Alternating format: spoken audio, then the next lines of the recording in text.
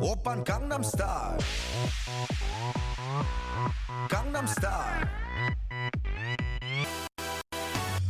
낮에는 따사로운 인간적인 여자. What's your favorite Korean food? I really like bibimbap. It's really delicious and Fun to say. it is fun to say as well. But like the rice is like soft yet crunchy. It's really, really good. Did I have a thing that was like, not good, bad start. Like a soft, this is going to sound bad, but like a kind of wet bread and it's folded up and it's got meat inside.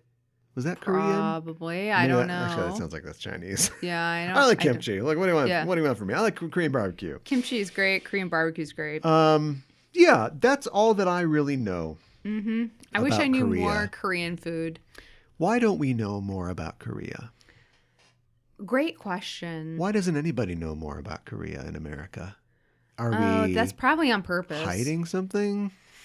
Why Are would we we hiding hide anything? Sins, perhaps? Probably. There's a pretty good podcast called Blowback, which will give you the whole history of why we were in Korea. Yeah. But the net effect of us being in Korea was the modernization of Korea. Whether they liked it or not, it probably would have happened one way or the other, but they were taken from a mostly agrarian society in the space of X amount of years, of course, from the Korean War till now. Right. Rapid industrialization. Right.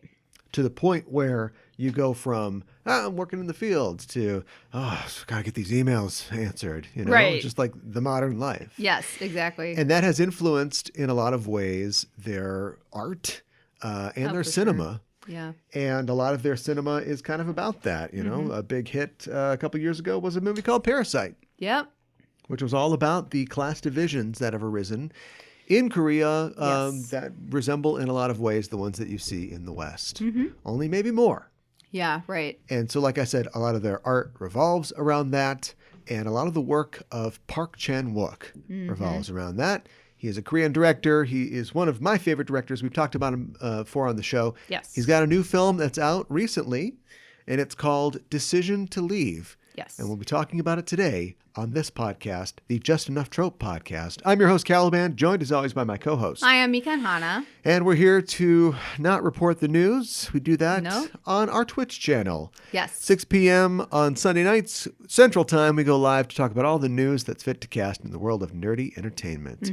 But today on this show, we're talking about Decision to Leave. Yeah. What's your favorite Park Chan-wook film? I think that Old Boy is actually my favorite. I really enjoyed that film. I know it's really violent and Well, that's a Park Chan-wook specialty. it is. Although I would say that the film we're talking about today is not as violent as a lot of his other films. But I really enjoyed Old Boy. I just think it was a really captivating story and like kept you on the edge of your seat for a really long time. So that's the one that I really like. Although I do feel like I need to see Lady Vengeance again because I feel like I don't remember it as well. What's your favorite film of his? Mine would be the 2000 film Joint Security Era because it just sounds like something that you would say if you were trying to Something obscure? one up somebody. Yeah. No, I don't know. I would probably be Lady Vengeance, I think. Okay. Because it stars the same lady that's in Joint Security Area, Lee Young-ae, and she's really great. And I think that it is, Old Boy's great, but Old Boy, well, I guess Lady Vengeance has kind of unrealistic elements. The point is that it's the third film in the Vengeance trilogy, and I think that it really nails it. There is it isn't just like cool hallway fights and It is a cool hallway and Old Boy fight. stuff. And like eating an octopus. It's got that's emotion. alive. It involves, like many of his films do, the socioeconomic realities of Korea, and in short bursts, incredibly violent and brutal. Oh, yeah. And even the sure. ending is like, are we happy that it ended that way? Right. I guess everybody's happy, so I guess that's the way it's going to go. Uh-huh. And this character gets like this redemption that she's looking for. Up behind it, I'd probably put The Handmaiden as well. Oh, yeah. Very, very good. I know that it initially came out and everybody was like, it's great. And then we kind of picked back over it and went, it's not really a feminist movie. Yeah. Is it? Yeah. Not quite as bad as a Blue is the Warmest Color in terms of male directors making movies. This one's for the lesbians out there. And it's like, right. is it? Yeah. Is it really for the lesbians out there? Maybe we should I don't think The Handmaiden quite as bad as that film, but Right. Maybe we should let lesbian directors and writers tell lesbian stories. I don't know about that. No? It's going a little far. Is it? Yeah, I'm joking. But it is a sumptuous film, and it is very well made. It's a director at the top of his craft, and I think it deserves all the praise that it got at the time and still now. Are you ready to go? Yeah, I'm ready to go. Or do you Absolutely. have- I feel weird. What's your decision? not Have you having the decided news. to? Yeah, well, that's a decision that we're sticking with. But I know. We'll see how we feel. Let's talk about the rest of his filmography. His over. We'll say that right someday. Oh, jeez. I feel like he started off, in the early 2000s and late 90s, making the kind of films that you would expect to make. Films that would not necessarily be completely out of place in America in that era. Sure. The wacky crime film, Sure. if you will. Mm-hmm. I'm not going to paint an entire country with a certain brush, but I think that Koreans are pretty good at like wacky, sort of quirky characters and sure. setups. I think that features a lot in their cinema. And so he's doing that, but also there's a double cross and there's, some intrigue, in the style of your Tarantino's, and I think that his early filmography fits that. Mm-hmm. But he didn't stop there. He made a vampire movie Yes, he did.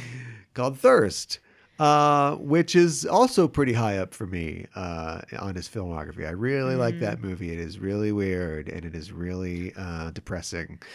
And for that reason, I enjoy it a lot. I think a lot of his films are really weird. And we were talking about this before. You might have said this, but like off-putting. Yeah. Just like makes you feel uncomfortable. Like, oh, I don't know how I feel about this situation or these characters. Who's the hero? What was that? Who's the hero here? Right. Exactly. Yeah. And are they really a hero? They're doing questionable things and nobody really has what I would consider strong morality or what have you. Yeah. Yeah. And I think that comes to something of an apotheosis with his first and only American film, a film called Stoker, Yep. which I think that we talked about on this show, right? Mm-hmm. I think so. Speaking of weird and off-putting and who's the hero here, Yep. I think that Stoker is strange, and I don't think that American critics knew what to make of it. And it, No, they weren't ready for it. well, it's I don't weird. know if anybody was. It's weird that we were ready for his other filmography, his other films, and there's something about maybe. I've always wondered if like certain films would be a little different or feel different if they weren't in another language. I think so. If they would work the same. Right. And I think that he played it straight for him. Mm-hmm. I think we got exactly the movie that he wanted to make in Stoker. Just a movie that used, the backdrop of like a, rural New England wealthy family, in their estate, rather than something that you can imagine, like the type of house that we see in Parasite, like a wealthy family in South Korea. Right. And otherwise, like, I think the characters all are understandable, but a little bit strange and off. And you've got a character like Nicole Kidman who's playing like the older sort of matriarch of the family, and you've got the quirky, young daughter, and the mysterious outsider who comes in. Like, I think everything matches up, but people are like, I don't like that. If I was reading this, it would be great. But just having Matthew Good just say lines. No, I don't think so. This is too weird. Was it Matthew Good that made it off-putting? Or He's not. Speaking of Good, yeah, never been worse named a person. I know. Like who?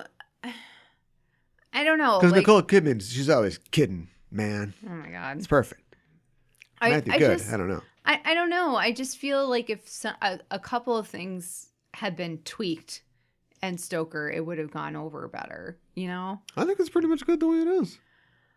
I just remember not really enjoying it that much. Yeah. Yeah.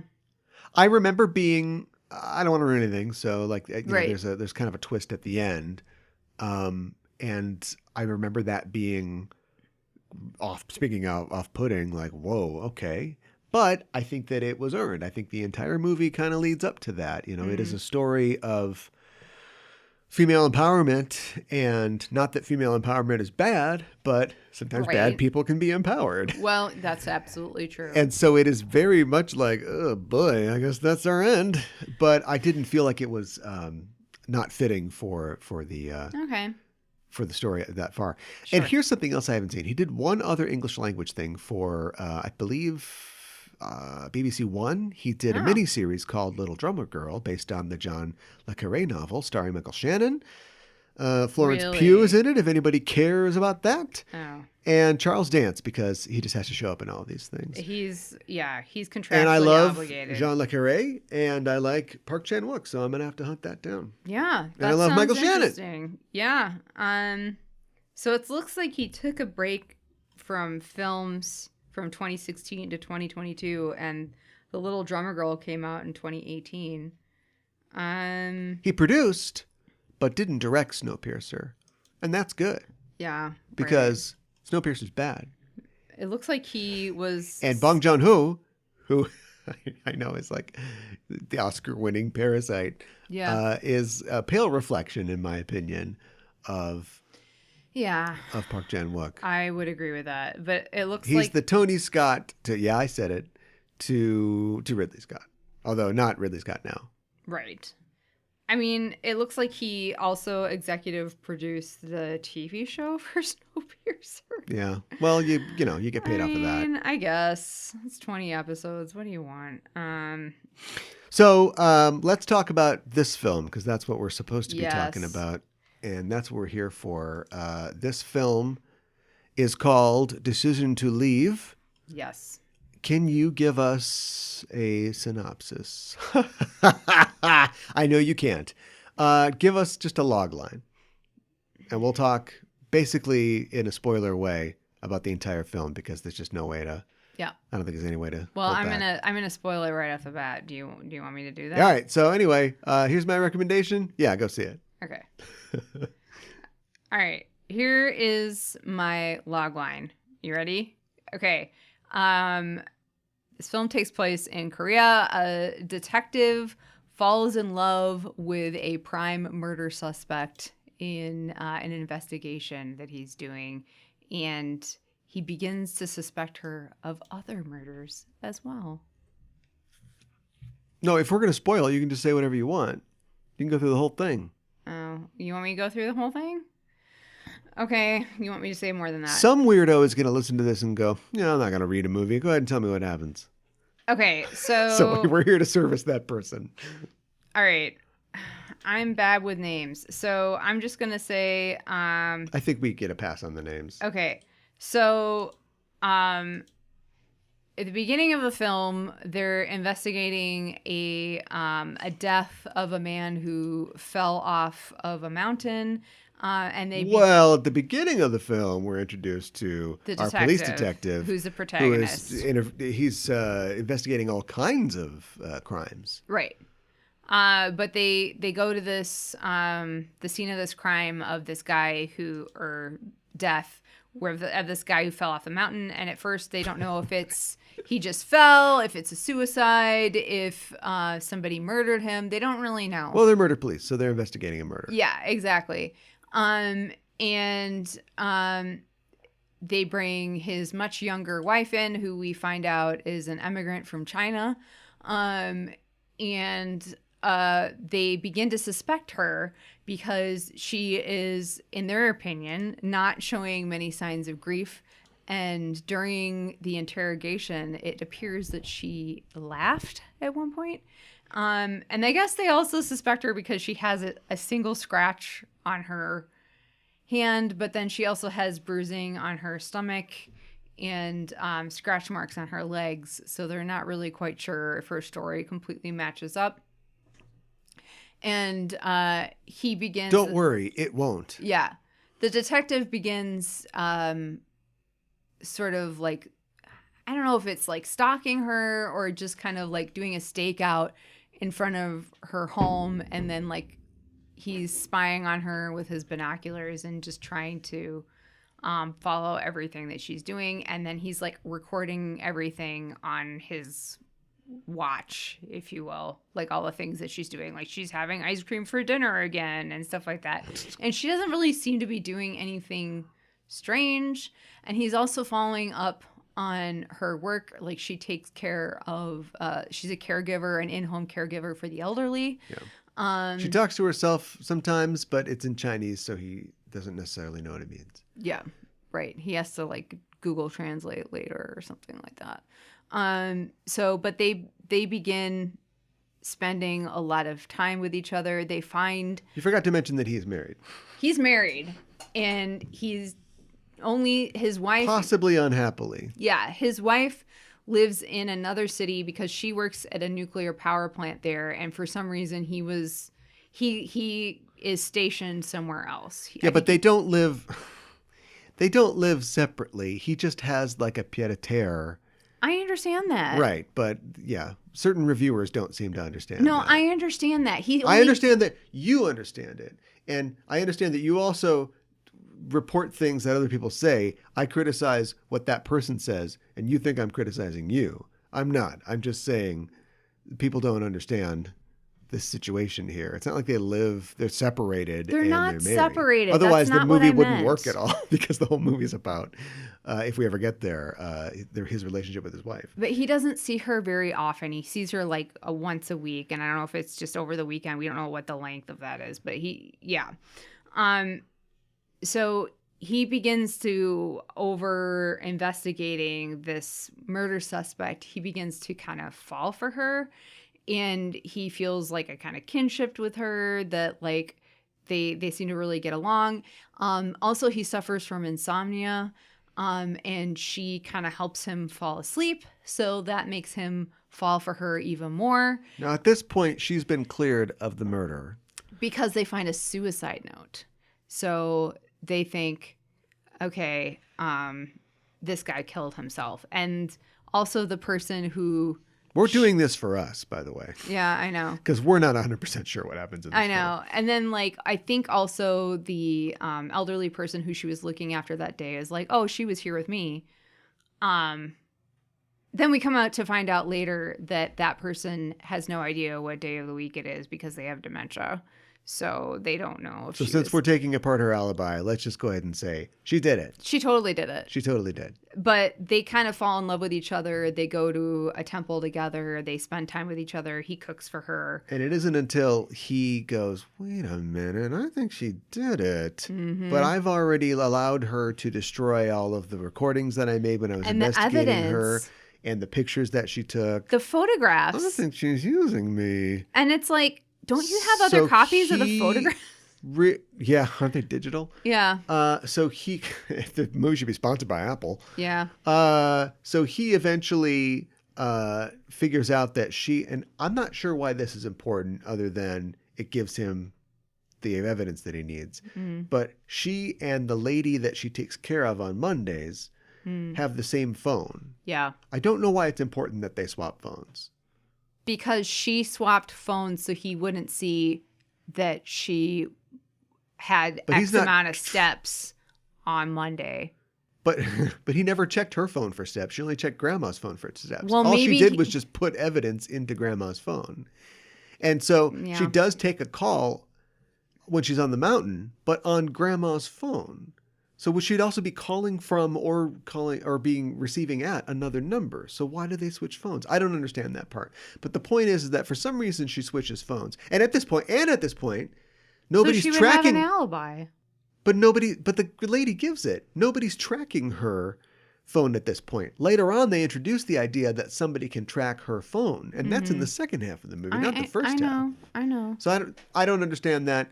At Just Enough Trope on Twitter, I'm telling you to at me why this is important. But the net effect is that he sees on Grandma's phone that at some point she went up 138 steps. Mm-hmm. So were you climbing around, Grandma? She's like, I haven't left this bed in 10 years. I don't know what you're talking about. Right. So he figures out that she's done this. She has climbed up this mountain from a different path, the quote unquote easy path. Mm-hmm. And so he does it himself in a sequence where we see both her and kind of him doing this. He reaches the top and also reaches an epiphany that she totally did this. Yeah. And all the pieces fit in a Sherlock sort of way. We also see her do it in a usual suspect sort of way. Mm-hmm. She's done it. She's pushed her husband off. She killed him. He was abusive. He was an immigrations official who helped her get into the country, but then exploited her and literally branded her like a possession. So we don't feel too bad for this guy. No. And he goes to her and finally just basically says, you made a fool out of me. Why'd you do this? And here's my last present to you. Delete the phone where you have the message, or there's something, and throw it into the sea. Yeah, there's some phone that has a incriminating evidence still. He gives her the phone or whatever. And she says, has throw it, away. I think. But I can't remember what the message was. But I'm not confused about that. I just don't remember what the message was. Right. And so he then 13 months go by. I've taken over. 13 months go by. Yeah. And he and his wife have moved to the town where she works. Mm-hmm. And basically it's, in disgrace. Like he just didn't, not only is he unable to sleep, but he's not keeping up with the murder stuff. He's suppressed. And there is a side story where he's chasing another guy and a guy kills himself, a suspect. Yep. That probably makes him look bad. So he's moved to a town where they just do turtle crimes and smaller things. Yeah, they don't have a lot of murders. Yeah. He and his wife are still together. She's trying to help him treat his insomnia. Yep. And one night they get a call. There's been a murder. Mm-hmm. He goes to check it out. A guy's been murdered. A rich guy in his house. I should say before this, he met the guy the night before he's murdered. The guy is married to the murder lady. Yep. She is also in this town now. Yep. And he's they like, moved there. oh, great. Yeah. So what's going to be the effect of that? You've seen a movie before. You already know what the effect is. Yep. He goes to the house. She's the suspect in the murder. Mm-hmm. He thinks that she's killed this guy. Mm-hmm. So long story short, and it is long. Yeah. I'm not sure where the caesura or the lacuna, if you will, the 13 months happens. Is it in the middle of the movie? I don't know, because it feels like, wow, this movie's still going. It does. Yeah. But anyway. You feel the length. Long story short, he begins to investigate this. He is obviously frustrated with her because he feels like he's let a Black Widow go to continue committing crimes and killing. We learn that somebody else killed the husband. Ultimately, it was a mobster who was after them because they sort of swindled this guy, and he feels like they're responsible for his mother's failing health. Yep. His mother dies, and so he says, screw it, I'm going to kill this guy. He kills the guy. And we later learn that the mother did die, but she was mercy killed by the murder lady who had mercy killed her own mother before back in China. Yeah. And she knew that would be a trigger for the mobster to kill her husband, who she has no real affection for because she is in love with the cop. Right. And that would bring the cop to her. Mm-hmm. It's a twisted little thing. It is twisted. So by the end of the movie, she finally spreads the ashes of her mother and her grandmother and has this heart-to-heart that they've been sort of putting off with her and the detective. He loved her in the first half of the movie, but now doesn't love her, or he still feels for her. She didn't love him in the first half of the movie, but now she loves him. Right. And in order to both remove herself from the situation, to punish herself, which is a common theme in Wook's movies, and also to kind of leave him with a mystery that he'll never solve. She conspires to basically bury herself alive on a beach while saying goodbye to him on the phone. And while then the he goes tide out, is coming in. Right. He goes out to find her. I mean, they'll find her someday. But but not right now. No, And so he never really, finds her. It's really sad. Yeah. Yeah, and I think we need to clear up too something that you brought up. We didn't watch the greatest translation, and Oh, yeah. I don't think our translation was very good. Yeah, and then the phone said the translation said that the grandma walked 138 steps, and according to Wikipedia, it's actually 138 flights of stairs. Well, 138 flights of stairs would be like the Sears Tower. So maybe it is like 136 steps up some flights of stairs. Mm-hmm. So if there's like 8 stairs in a flight, right, that's like 20 flights or something like that. Sure. I can believe that. Yeah, that could be. I don't know. So yeah, anyway, watch your translations. Also, whoever's translating it didn't know pronouns very well, so they're saying he, she, mine, ours, they, and you had to kind of just work it out. But I think we worked it out. And there were some words being said, that were like, here's what you're setting us up with. You're setting us up to say this movie's confusing, but you're trying to first give the explanation or the excuse that our translation wasn't great. Well, that despite didn't help. the translation problems. Yes. This movie's confusing. It's very confusing, especially, I would say, the beginning. You feel like you missed something because it jumps around. I'm okay with things. Let me preface that I'm okay with things and that are nonlinear. The work of Park Chan-wook is almost patently nonlinear. And I have no problem with that, but this jumped around like you wouldn't believe. And it's just like, whoa, I'm missing something. And you, like you said, you feel like you started with a second episode of a series and like you're missing a whole bunch of exposition and information, and we weren't. But there's even things like, and I don't know if it's supposed to be significant or thematic, but there's a side case that she actually helps him solve. Yes. Because they're looking for a guy who has killed somebody over money or something like that. Yeah. But he's gone to ground. And he, our detective, who we don't often see a movie detective who's not a very good detective. Yeah, I'm not sure this guy is good. He's got a move, and his move is he goes to a crime scene and he puts eye drops in. Mm-hmm. And I think it's supposed to be that he is, he's preparing his instruments. These are his crime fighting instruments, right? Yeah. But somebody who needs eye drops has like bad eyes, and he's also putting water into his eyes. And I thought that was like, he's kind of blinkered. Like he's kind of overconfident in his own powers because he's like, get ready, I'm going to solve this case. And he puts his eye drops in. But instead, he's just got eyes full of water and these sort of like faux tears. It looks like and he's crying. He's not going to find it. And so he doesn't, she says to him like, if this woman, because he knows who the girlfriend of this guy he's looking for is, if he loves her, that's where he'll be. And they go and find him at her place. Mm-hmm. But when he chases the guy down, the guy's like, look, I'm going to kill myself. I don't want to go back to jail or whatever. And he has a gun that his partner has given him. And he's like, well, you don't want to do that. And then he like accidentally shoots the gun. The gun like goes off. I wasn't sure why he shot the gun. And it's shot in a way that it's almost impossible to tell what happened. Now, maybe that's intentional. But as a viewer, I'm like, what does it mean? What are you trying to say? I think it was a non-fatal shot in the leg, he but shoots him I'm in the not foot or 100% something like sure. that. Yeah. But like, why? And then the guy eventually like commits suicide. Yeah. Which we don't see. I thought that was filmed in that's the kind of ambiguity that I'm looking for, that I'm comfortable with. But when he is, making not passionate love to his wife, and we cut to a TV playing a drama. Yes.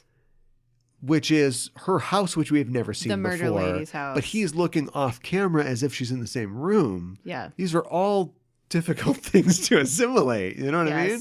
Yes. And it's the kind of thing where at least the weird broken language of the film is consistent.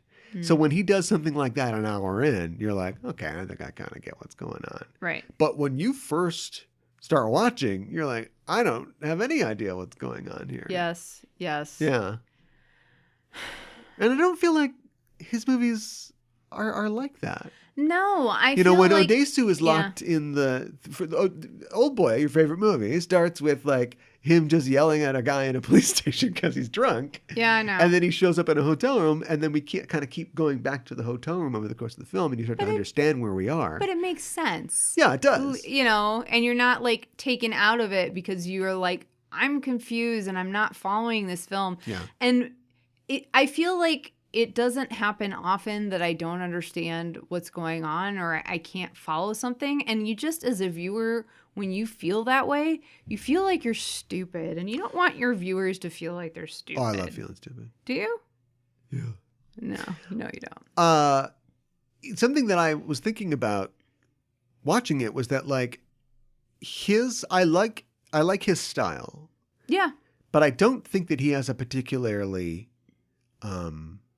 dreamy or subjective style.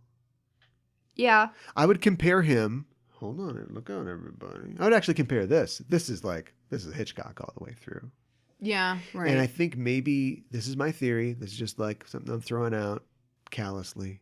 But maybe he is drawing. I think that I've always thought his style was kind of Hitchcock-esque, and that Hitchcock does not, unless it's like Vertigo or something, he doesn't do a lot of like weird dream sequences. He shoots very clean, you know? Yeah. Sometimes a little Dutch angle, sometimes some interesting, views, but usually it's very straightforward and realist, kind of stark. Yes. And I've always thought that his work has been that way.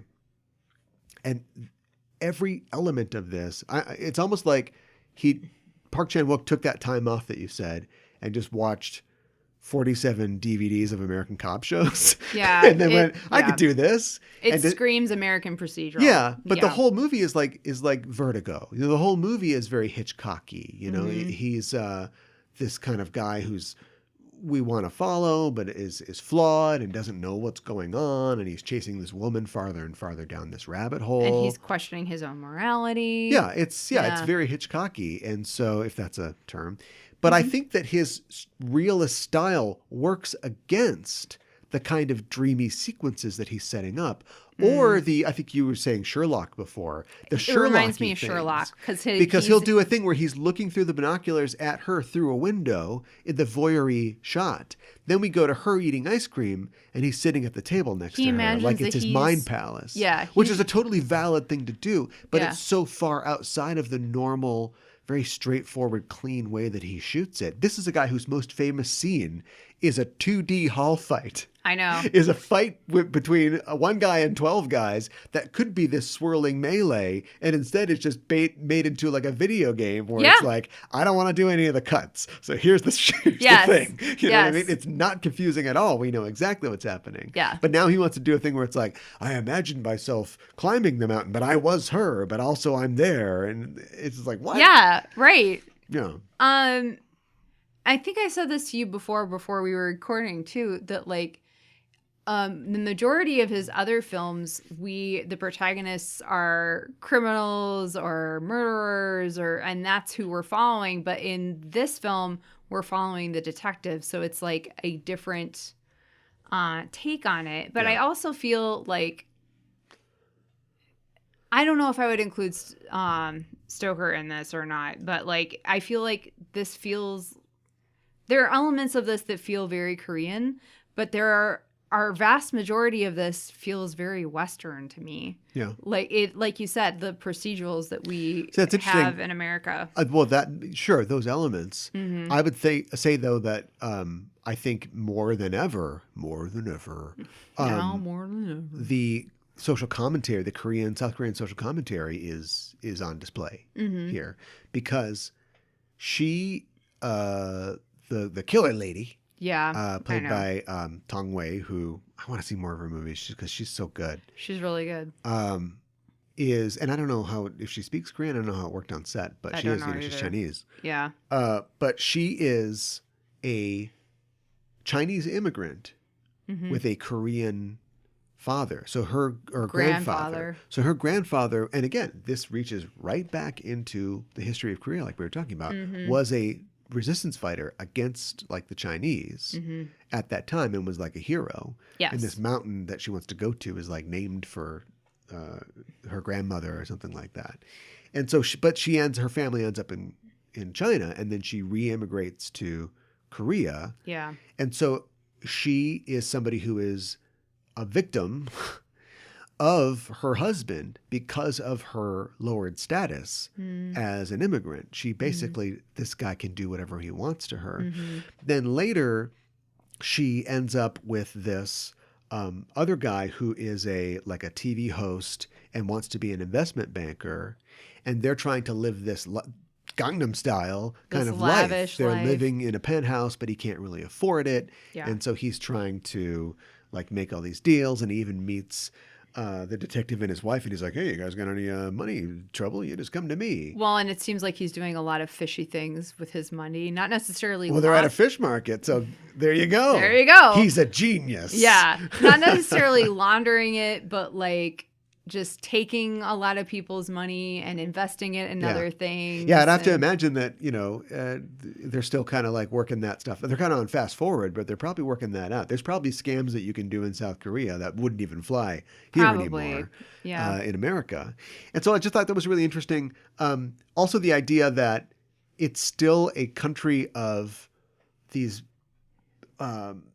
that has a foot in both worlds, in a very traditional world and yet a very modern world at the same time. Everybody's got cell phones, and a lot of the details of the murder are all locked into, cell phones. Right. But when he's trying to sleep at the beginning of the movie, and also he used to be a smoker, and his wife doesn't like that. And she hates it. And so she gets on her iPhone 14 to call to get some traditional medicine. Right. And I know that's an Eastern thing, but to get him to stop smoking. But it's a more traditional thing, too. But it shows the division in him as well, because his wife's trying to do that, and there's a point where he is on a date, I guess, with the murder lady. Yeah, and she's like, "I'm going to put you to bed." And you're thinking, "Oh, it's a sexy thing," but it's not. She puts him in the bed, and she's does this guided meditation with him, and tells him that he's a jellyfish, the sleepiest of all marine animals. It is, and it kind of works, and he goes to sleep. Then later on, he breaks from her because she's a murderer. Yeah. And 13 months go by, and we pick up with the couple, and they're in a sleepologist's office. Sure, right. And he's got 120-inch TV behind his desk, which is apparently only there to show pleasing images. In particular, the image is a jellyfish. Mm-hmm. And he tells him, "Yes, well, you have to do this and get some sunshine in the morning." Yeah. And his wife's like, "We live in the mountains. There is no sunshine in the morning." Yeah, and the guy's like, "Choose some valerian root or something." Mm-hmm. So it's he's got all this money, and he's got this, presumably nice doctor's office in a skyrise, and definitely he knows what's talking, but he doesn't even know what he's talking about. Yeah. And so he's traded this sort of dangerous but sort of traditional thing for this modern thing, and a guy who doesn't even know what he's talking about. Right. And this pale imitation of this jellyfish that she's, trying to make him imagine. I thought that's really, you got to sit and think about that for a while. But I thought that was really good. Well, and she, I think she said this proverb to him, this Chinese proverb to him, about her ex or her former husband really liked mountains, and I can't remember what the thing was. There was something people who like mountains are X, and people who like the sea are X, and I can't remember what it was exactly. But she's like, he liked the mountains, I like the sea, and so they weren't a good match. And the detective is like, "Oh, I like the sea too," and so then it's interesting that she. Okay, well, look for me there. Yeah, that, but it's interesting. But she has to climb a mountain, right, in the movie, right. But she talks to him about jellyfish to make him fall asleep. Yeah, okay, yeah. She does talk. Jellyfish are in the sea. Mm-hmm. That's true. We should mention, too, that obviously, this is maybe obvious, but we're talking... Could jump to a new subject. We're talking about South Korea when we're talking about Korea. Oh, well, yeah. Look, North Korea, you want to submit a movie to Cannes? We'll talk about yours. Yeah. So it's a commentary, I think, yes. A lot of Korean art and Park Chan-wook's art, in that it's, the conspicuous consumption and the rapid upward social mobility in Korea. Mm-hmm. And the funny thing is, and I guess everybody's mileage may vary, but I think he does it better than other directors. A specific director. I think I know who you're talking about. Let's just do it. Parasite is a film that is completely 100% grounded in the class divisions in South Korean society. Right. But it's relatable, I think, to U.S. viewers. Mm-hmm. This, unfortunately, is a film that specifically draws on the tropes of U.S. TV. Yeah. But requires a knowledge of Korean society to get. Yes. And I don't feel like that is on par for him. Mm-hmm. I feel like this is somehow the most Western film that he's made that isn't a Western film. Yeah, I would agree with that. And yet I feel like it is more removed from the understanding of a Western viewer than ever. Yeah. And not least of all because of how much it jumps around, especially in the beginning. But Did you ever see Mother? Yes. You did? I did. Did you like it? Not really. Not Jennifer Lawrence, the Bong Joon-ho movie. Oh, I haven't seen Mother. Maybe I haven't seen it. Not I thought you were Mother! I thought you were talking about the horror film. What horror film? Isn't that the one Jennifer Lawrence is in? Darren Aronofsky? Is that a horror film? What's the film? Now I'm confused. Oh, you're thinking about Gangi. I'm thirsty. No, I'm not thinking about Gangi. I'm thinking about an actual film where it's a mom and is it like Mama? That's or Mama. Okay, that's what I'm thinking of. Anyways. So no to every question I asked. Did you know that this film was selected for the Palme d'Or at the 2022 It did not Cannes win. Film? No, but But Park he Chan-wook, won Best Director. Best Director. Yes. Yeah, I did know that. Yeah. Now the audience does too. Despite what I said before, though, I do think that there are, and this is why I think it's a failure. Let's be fair here. I really like this movie, and I'm going to watch it again with a better translation.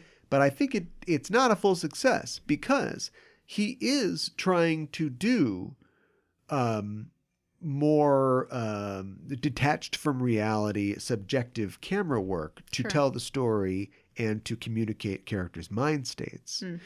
There's some particularly good parts, like when he's cutting back and forth between the two climbs, her climbing the mountain and him climbing the mountain. Yeah. The way that she does eventually, kill the husband. The kind of Hitchcockian sort of zooms in, because we see, and also like the dead eyes. I mean, With the bugs literally on Psycho, them. right? Yeah. Focusing on a dead eye that doesn't see anything. Yeah. But the fact that it, we imagine what it sees, and he shows And us it literally sees the killer he last. sees straight up. Yeah. And then later on, when we see the recreation of the crime, he's looking up, to see her, but also him, because he's up there as well. Well, and they made they said something like the detective said something at one point like, I'm going to solve these murder cases. I'm going to figure out who the last person was that they saw. Yeah. And he's talking about all the unsolved cases that he has images of at his apartment. Right. Which is confusing because if this was an American movie, they'd say, make that an actual subplot. You have the thing where the guy jumped off the building. We were told at the beginning of the film that you got all these like cases. And, oh boy, you got to chase down all these guys. You haven't solved them. But that never really comes in. And I guess it doesn't matter because the second half of the movie has nothing to do with any of that because we just go to another town. But that was just like distracting. He's definitely at this point just writing whatever he wants to write. And I don't think anybody's saying like, maybe clean this up a little bit. But to finish my point about the visuals, I thought that there was still, I don't know, like tools change. Just in the time that he started making movies, tools have changed. Sure. And so there's like a lot of drone shots and stuff in this. Maybe I don't know, maybe he's trying stuff. The point is, here's what I thought that he really succeeded at. And don't ever let Charlie Brooker see this because we will have the worst Netflix episode of Black Mirror ever. No, Lord. But there was a fascinating use of a complete breaking of the idea of what you're seeing when you watch a movie. If a character is watching a video on a phone, we see them pick up the phone, we see the light on their face from the phone, then we see their point of view, a video is playing, then maybe we jump to the video. But at the end, they are both listening to a phone message. Yes. Is it the same message? I can't remember. It is. It's the same message on two different phones that they're listening to. And they are. I think it's her phone in both cases, but like one of them is in the past. And they are experiencing a conversation from a scene that we saw before. Yes. And they are both listening to it for different reasons, and we're seeing it both from their different point of views. But they literally, we see the scene, and a finger, not like a weird blue screen thing, but a finger touches the movie, and the movie continues, and that person sees that part of the scene that means something to them, and they remember. We're literally seeing them start and stop the movie with their hands. Okay. And I just thought that was like, that shows such an impressive ability to understand the way that we interact with media. And this movie isn't even a treatise on media. No.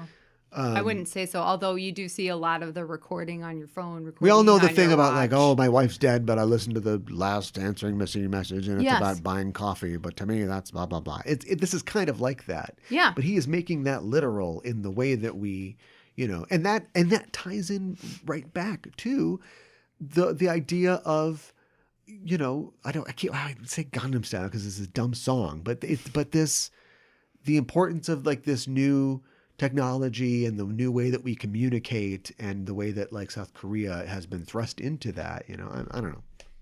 I thought that was really great. Yeah. I thought that was worth the price of admission. Unfortunately, I honestly, I didn't get there's that a lot of from scratching the your film. head up until the point that we get to that point at the end. I didn't get that, but I'd have to rewatch it. Explained it to you. I know, and I believe you. I just didn't get that from watching the film. Yeah. You can watch it right now. Yeah. Palm d'Or, you say? Yeah. So I thought this was rather sad, but I guess he separates. This wasn't 100% clear to me either, but he apparently separates from his wife towards the end of the film. Yes. Because she suspects him of having an affair. Yes. Here's what you don't do. Yeah. And this movie breaks this rule a million times. You don't introduce new characters in the third act. Oh, right. Like the guy she's with? I guess technically, yeah. That guy, don't have a guy show up. Have her mention a guy. Yeah. Maybe we see her at work. There is one scene where she's at the plant, and maybe that guy's in that scene. Yeah, maybe. But establish, without hammering it home too hard, that there is another guy that is available to her somewhere. Yeah. Because at the end, some guy comes out, and I'm like, some other Korean guy is here? Am I supposed to know who this guy is? Yeah, I know. At least you gave that one guy a bowl cut so I could track him through. Right. And you introduce him at the very end of the second act. Yeah. So when he shows up and is a big part of the third act, it's like, okay, under the wire, fine. Yeah, like I know who This is like guy trying to get a beer in the 8th inning. Yeah. We don't do that. Yeah, I know. Yeah, I agree with you. And so like she leaves him and like he's trying to. And he took the turtle, you bitch. Yeah. He's trying to stop her from doing that. But like he hasn't really had an affair with the murder lady. He's had an emotional affair. He's definitely had an emotional affair, and they do share a passionate kiss on the mountain, but that's like passionate for her. Yeah. I feel like he's just like, he's just there. What's going on here? What's going on with this guy? His sex he has with his wife, they both look bored. They're not very passionate with each other. And she's like, people have sex like once a week. It's healthier for them. It's like she's always giving him health tips. She seems to be really concerned about his health, maybe because he's a former smoker.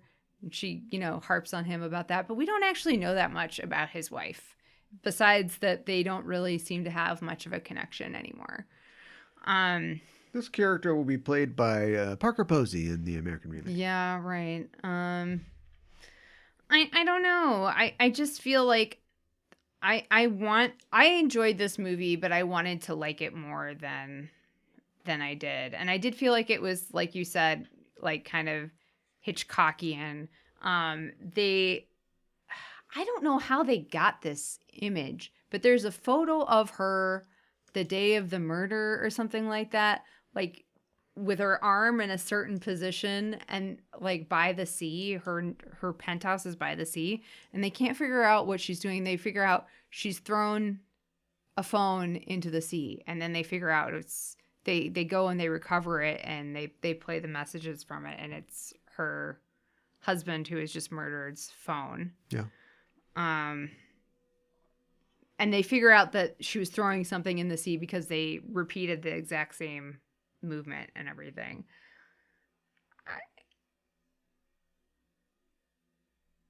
I just feel like he's done things before that are off-putting and weird, but I was able to follow him. I feel like I'm hankering repeating. for pudding? Huh? I feel like I want some pudding. Yeah, I feel like I'm repeating myself, so I don't know. You're handing it back to me? I am, because I don't know what else to say other than, I mean, yeah. What's wrong with her? I don't know. I don't know if there's something wrong with her. We don't know what's wrong with her.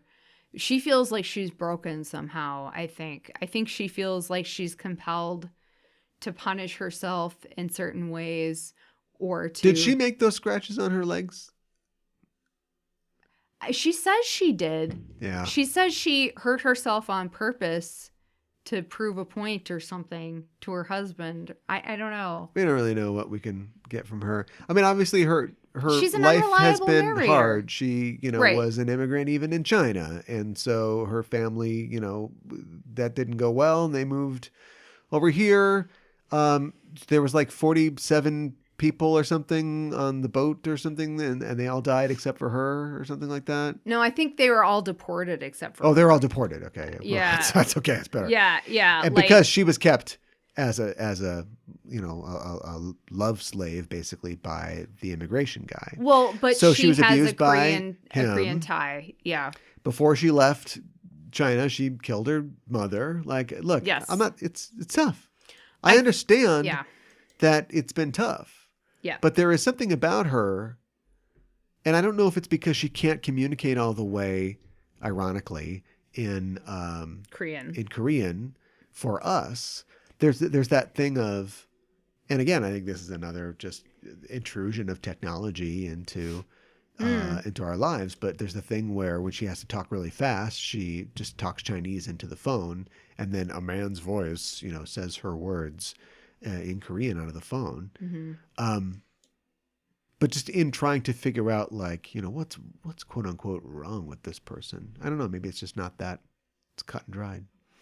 I mean, I think that if you kill your mother, but it's a mercy killing, I think that really messes with you. Yeah. And I think... You know what? I'm going to give you that one. And then I think, like, immigrating to another country and then being frustrated because, like, her husband, who she murdered, always criticized her that her Korean wasn't very good, that he couldn't understand her Korean. Everybody else seems to have no problem understanding her. And we do see, like, later she has a Korean workbook that we see. So it's clearly something that she has been working on and trying really hard to get better at. And she just gets criticized for it. So I think that you would feel frustrated with that too. And he abuses her. So I think it's clear why she killed her first husband. I don't know why she kind of helped facilitate killing her second husband, except I don't know why she married him. Was she just trying to get the detective's attention again? And she said that she married him because she wasn't sure if she loved him. Right. And then marrying him made her sure that she didn't. Well, okay. That's a great line. Yeah. But I mean, you can't, if you want a movie with human beings, three-dimensional human beings, that doesn't work. Do you know what I mean? Like, I think that, here's the thing. You can have a movie where a guy, I'm going to spoil Old Boy, is kept in a hotel just long enough that he can have sex with his daughter. It's really, really messed up. Do you know what I mean? Yeah. By a guy who's got what is that? He's got a pacemaker connected to his heart or whatever, and he's going to turn his heart off or whatever. Yeah. Like, that's like, nobody expects reality from that. Yeah. Then you've got The Handmaiden, which is based on a novel, which is not supposed to be sci-fi or fantasy or whatever, but it involves like Chinese spies and like weird stories of erotica, and there's they're almost cooking each other on wires. It's so kind of detached from reality. Almost. This is like very real. Yes. But there are things that are just like, what? Like, what? Are you sure that would happen? Yeah. And that's why, like, I don't think that she is almost a figure or an idea more than she's a person. And I just think, like, you're either going to go real all the way or you're going to go blown up old boy weird, you know? Yeah. And it's, and I'm not, this isn't a criticism, but it just doesn't quite fit. It's like Stoker. Does she really like jerk off when she sees her uncle kill somebody? Do you know what I mean? Like, it's really weird. But for the purpose of the film, yes, that she is a serial killer in training or whatever. It's, you know, not that Netflix. Yeah. But you know what I mean? Like we're seeing the birth of something bad and not something good. Yes. What's a bad miracle? Like that sort of thing. Right. And this is that's why it's disappointing me because it's so human, I think, and so relatable in some ways. And yet it's still, I don't know, did we reach the end of the line for the weirdness? And does he need to make a Dickens? Actually, Dickens is too weird. Does he need to make like a really boring book into a movie next? Yeah. I don't know. I feel like there's more weirdness you can tell stories about, but I just don't know. It's just like he's fighting between the grounded and the aloft. I totally get what you're saying, and I think that makes a lot of sense. Maybe we're just supposed to think that, and I don't know. Because otherwise... This sounds kind of ridiculous, but she's just a bad seed. There's just something bad and evil and horrible about her. And... Well, I guess, but she's lonely. Yeah. She's even lonely She's miserable. She's lonely with both of her husbands. Yes. She watches these. That's another thing, the meta idea of like her watching these dramas. She's watching this is probably a commentary on like the South Korean film industry, but she's watching a historical thing. And then later she's watching like the earthquake is going to hit the nuclear power plant. We got to be careful. Yeah. So she doesn't have that, but it's like she's almost like a caricature. And that would be okay if she just was an archetype or something, right? Yeah, but she's not, you know. Yeah, I think it would have, and I don't know if I would have wanted this, but like if we had gotten something from her perspective, I mean, I guess that would have taken some of the mystery away too. But I feel like we would have known her more because I feel like she, at the beginning part of the movie, keeps them at kind of arm's length and only kind of tells him what she wants him to hear. Right. And she's writing fake suicide notes. Right. I mean, she's a total fatale. Yes. And I wouldn't say that changes in the second part because not inadvertently, she essentially gets her husband killed. She's essentially part of the murder. Maybe but she didn't murder him. I commented when we first watched this that this is just like every detective movie at once. You know, yeah. there's you got the detective who may or may not be good at his job, who falls for the woman the vamp, you know, the fatale who maybe has or maybe hasn't done it, or maybe had a good reason to do it. Yes. You know, there are shades of the Maltese Falcon in this. Yeah. There are, you know, the lady vanishes, not the lady vanishes. The Lady from Shanghai. Yeah, right. Yeah, it's just like every noir at once. Yes. And so maybe in the first half, she is a bad femme fatale. In the second half, she's a woman who's complicated and has reasons for what she did, and you understand and can forgive it.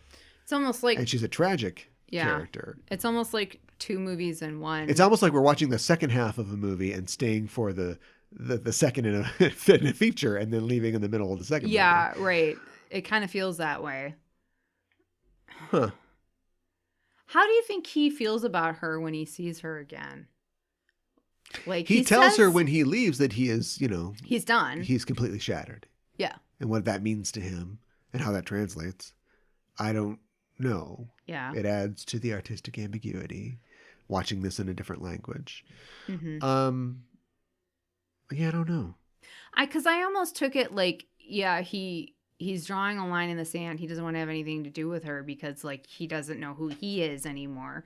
But, like... Also, he abetted a murderer. Yeah, exactly. Not literally. But I think, I mean, we don't see this because we flash forward 13 months. But the way I interpreted the film is that his way of dealing with the loss of this woman he felt all this connection to was recommitting himself to his marriage and trying to make that work, so much so that he seemed to have given up his pied-à-terre and is just with his wife all the time. But this is the town where the nuclear reactor is, where she works. I know. So he doesn't have to live away from her anymore. I know. Whatever his reasons for living away from her was. Right. Right. Yes. But now he lives here because he got kicked out of the police station, the other police station. Well, I mean, did he? That's something else. Okay, there you go. That's a great example of a weakened choice or motivation, because he tells his new assistant, or basically makes the point that like he is here because of the insomnia, but also because he wasn't closing cases at the other place. Mm-hmm. And he's almost, falling asleep on the driving off the road and stuff like that. Right. So like his job isn't really, we don't see the jeopardy that his job is in because it's not important. Right. It just says, you understand this. You get how this works. He's got to deliver. And there's the one scene where his superior's in his office who's like, what the hell, man? Come on, figure it out. Mm-hmm. But I think an American movie would give you 12 more things about how, oh my God, he's on my ass, and look through the window. His boss is like, And I think he's maybe wrongly giving us a lot of credit as an audience, and that's why I wonder, as an American viewer, are there cues that I'm missing that would have told us more, or is Wook just going, I watched a whole bunch of I watched CSI, I watched all these shows, so you get it, right? You get it. Right. Normally I would say, let us get it, movie. But now I'm like, I'm not sure that I get it. Yeah, we need some reassurance. I'll watch it again and then probably get it. Right. Maybe he's planning this as like, yeah, you should watch a movie a couple times. Who cares? I mean, that could be. I'm moving fast here. You got come on. Yeah. This ain't no old boy. Let's go. I can see that. I mean, I think one thing we can get from the scenes that we see in the police station, though, is, I mean, maybe this is obvious, too, because they call him commander, but he's pretty high up in the, as a detective. Like, he has his own office. Yeah. He's not in the bullpen or what have you. Yeah. He's the youngest, officer. Oh, yeah. They make a big deal of that, to reach that point, which everybody says as something great. There's never a scene where he's like, thing about being the youngest, it's a lot of pressure. Right. They never spell that out. Right. We can infer that. But again, not every reviewer for the Washington Post is going to infer that or is going to be paying attention to that sort of thing. Right. So I think he's made a film that works perfectly if you've got a study guide to go with it. Yeah, Which right. Maybe that's just called a film. I don't know. Yeah. What do we expect from our star directors? What do we want them to give us? I want them to entertain me. Not new characters in the third act. I'll tell you that much. Right. More turtles, maybe. I want maybe more turtles. I want to be able to follow things. The nights he peed at me. Yeah. What? That was incorrect. I think computers just do the translation. Do you mean the nights that he peered at you? Yeah, right. Because he was spying on you. Decision to leave. The R. Kelly story. Yeah, right. Exactly.